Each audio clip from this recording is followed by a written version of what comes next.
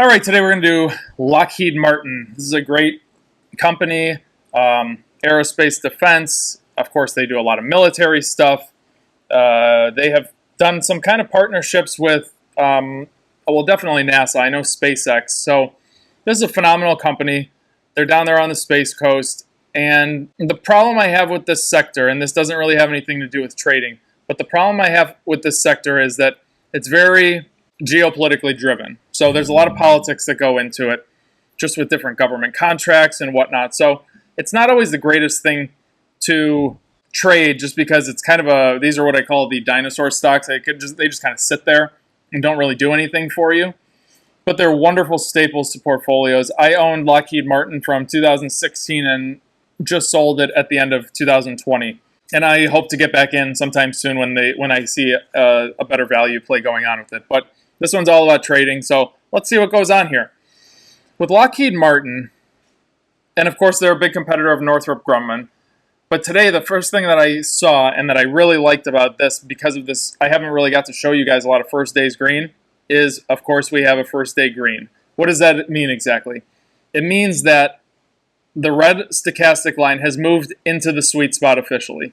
So anytime that this red stochastic line pops into the sweet spot, and I'm going to have these on my charts for you guys when I come out with them, you will get that indicator just like that you have a first day green and that the trend has officially turned into an uptrend.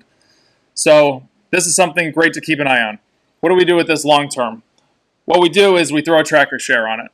This is a perfect example of why you're using a tracker share. Now I know this stock is $338.77. But this is why we use tracker shares, of course. Let's say you put a tracker share on here, which is buying one share just to have it in your portfolio, just so you see it every day. Let's say that some reason, not going to happen. Lockheed Martin goes bankrupt, Lockheed Martin goes out of business, goes to zero. You lose $333.77. That's all you lose. So that's why these tracker shares are such a great thing.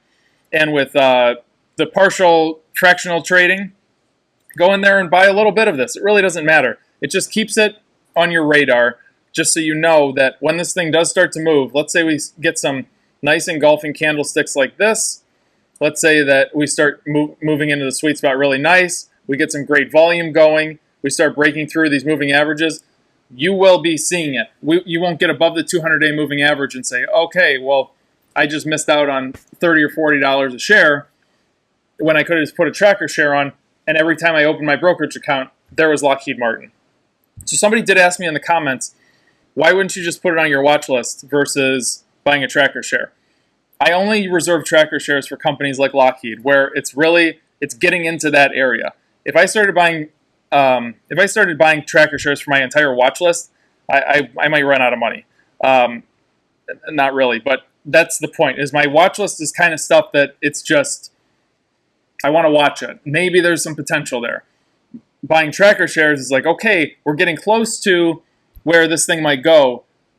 Let me throw a tracker share on there just so that I keep a watch on it, and maybe within the next 1 to 14 days, something actually happens on it. So that's why I buy tracker shares and not just throw things on my watch list. There's been so many times where I've forgotten to put, I've looked at something, I was like, yep, I want to participate in that.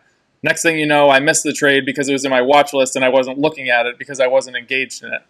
So that is the big difference of why I use tracker shares instead of just throwing things on watch list. And with that, and I know I'm going off on a tangent here, now that there's commission-free trades, it used to be $5 a trade. Now it's $0. So you really have no excuse not to. So let's go over to the daily chart and see what we got going on. So we do have some nice buying volume coming in the last couple days. The thing that I'm noticing is that we have all of our major moving averages to get through. It's sitting at the 25-day moving average right now. Then we're going to have a resistance line of $32.84 to get through. Following that, of course, we have 50, 100, and 200. So what's it going to take to get through these lines? It's going to take a lot of buying volume, which is going to probably be precipitated by some news. That's just my guess. Not necessarily the case. Maybe big hedge funds are going to get involved with this and just start buying it, and that's the volume, and it just keeps sending it, because this is a staple in many, many hedge funds and money managers' portfolio. Lockheed, I believe, pays a great dividend. At least they used to. And it's just a very solid company that's not really going anywhere. So what would I do with this?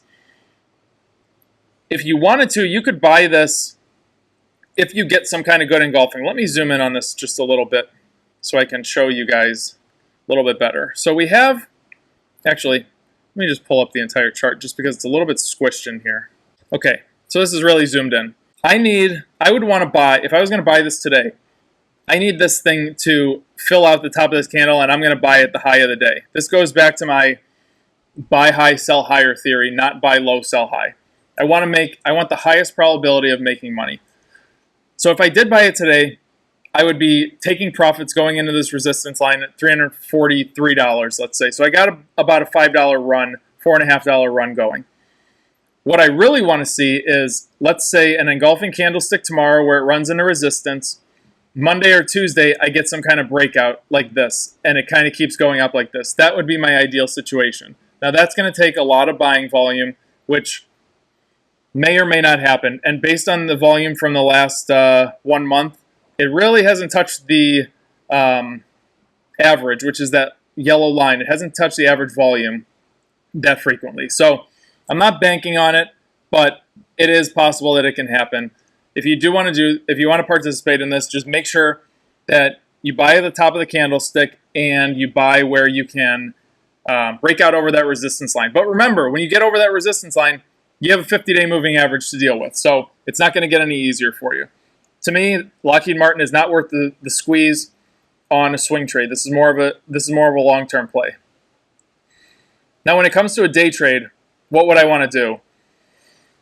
I don't think that I would want to do anything with this just because it is a very expensive stock to trade.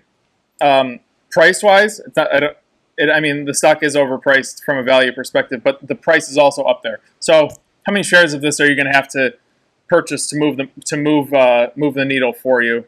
It's a lot of risk with how much reward. Typically, when you see stocks like this, they're not the greatest for day trading. I'm going to go back to yesterday, actually. And we had some great engulfing candlesticks moving up like this.